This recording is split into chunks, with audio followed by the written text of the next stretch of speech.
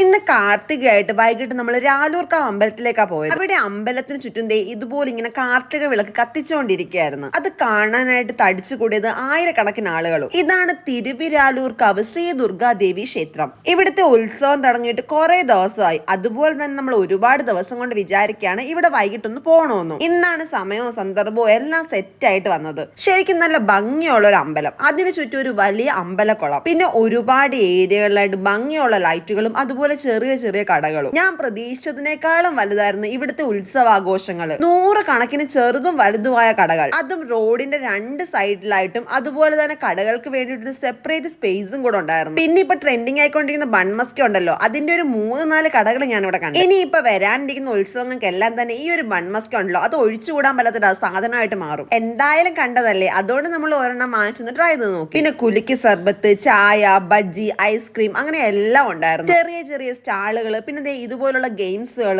കമ്മലും മാലകളും കളിപ്പാട്ടങ്ങൾ എന്ന് വേണ്ട എല്ലാ ഐറ്റംസും ഇവിടെ കിട്ടും. ഏറ്റവും വലിയ അട്രാക്ഷൻ ആയിരുന്നു ഈ ഒരു ലൈറ്റിങ്. ഒക്കുന്നിടത്തെല്ലാം പല വെറൈറ്റി മോഡലിലുള്ള ലൈറ്റുകൾ, അതുപോലെ തന്നെ എണ്ണിയാൽ ഒടുങ്ങാത്ത വഴിയോര കച്ചവടങ്ങൾ. കഴിഞ്ഞ കൊല്ലം നമുക്ക് ഒട്ടുമിക്ക ഉത്സവങ്ങൾ മിസ്സായിരുന്നു, കാരണം നമ്മൾ ചുരണ്ടിയായി ഇട്ടുകൊണ്ടിരുന്ന ഒരു ടൈം ആയിരുന്നു. അതുകൊണ്ട് തന്നെ ഇക്കൊല്ലം നമ്മൾ മാക്സിമം കവർ ചെയ്യാനാണ് തീരുമാനിച്ചേക്കുന്നത്. പിന്നെ ഇതൊക്കെ കൊച്ചു കുട്ടികൾക്ക് വേണ്ടിയുള്ള റേസിംഗ് ബൈക്കുകളാണ്. പിന്നെ ഇവിടെ വന്നിട്ട് ഒരു ഗോലി സോഡയും വാങ്ങി. പിന്നെ ഏത് ഉത്സവം വന്നാലും 100 രൂപ വെറുതെ പൊട്ടിച്ചു കളയാൻ വേണ്ടി പാപ്പുടൂന് അങ്ങനെ നിർബന്ധമാണ്. അങ്ങനെ ഇവിടെ നോക്കിയപ്പോ കുലുക്കി സർബത്തും കണ്ട്. പിന്നെ നമ്മൾ പറഞ്ഞ പാഷൻ ഫ്രൂട്ടിന് ഒരു കുലുക്കി സർബത്തും. പാപ്പുടു ഇപ്പൊ നന്നായിട്ട് ഉത്സവങ്ങളൊക്കെ എൻജോയ് ചെയ്യുന്നുണ്ട്. അതുപോലെ ഓരോ കടകളും കാണുമ്പോൾ അവൻ എല്ലാ ഐറ്റംസും വേണമെന്ന് പറഞ്ഞ് നിർബന്ധവും പിടിക്കാറുണ്ട്. പാവം കുഞ്ഞിപ്പെണ്ണ്, അവർക്ക് ഇതൊക്കെ കാണാൻ മാത്രമേ ഉള്ളൂ, എന്താണെന്നും എങ്ങനെയാണെന്നും ഒന്നും അറിയില്ല. പിന്നെ ഒരു സൈഡിൽ സ്റ്റേജ് പ്രോഗ്രാം ഒക്കെ നടന്നുകൊണ്ടിരിക്കുകയായിരുന്നു. അങ്ങനെ പാപ്പുടൂന് വേണ്ട സാധനങ്ങളൊക്കെ അവൻ അപ്പൊ ചോദിച്ച് വാങ്ങുന്നുണ്ട്. അവൻ വളർന്നു വരികയല്ലേ, തന്നെയല്ല അവൻ ഇതൊക്കെ ഉത്സവങ്ങളൊക്കെ ആവുമ്പോഴാണ് ഇങ്ങനെയൊക്കെ അവന്റെ ആഗ്രഹങ്ങൾ ചോദിക്കാനും പറ്റും. പിന്നെ ചെണ്ട വേണമെന്നായി വാശി. പക്ഷെ ചെണ്ട ഓൾറെഡി നമ്മുടെ വീട്ടിൽ 2 എണ്ണം ഉള്ളതുകൊണ്ട് തന്നെ അത് വാങ്ങിച്ചു കൊടുക്കൂല എന്ന് തന്നെ പറഞ്ഞു. പിന്നെ അവൻ കുറച്ചു നേരം അവിടെ നിന്ന് അതൊക്കെ ഒന്ന് ആസ്വദിച്ചതിന് ശേഷം നേരെ റൈഡ്സിന്റെ അടുത്തോട്ടൊക്കെ പോയി. റൈഡുകളൊക്കെ ഒരുപാടുണ്ട്. ജെയിൻ വീല്, വള്ളം, അതുപോലെ ഡ്രാഗൺ, ട്രെയിൻ, അങ്ങനെ എല്ലാം തന്നെ. പിന്നെ സ്നോ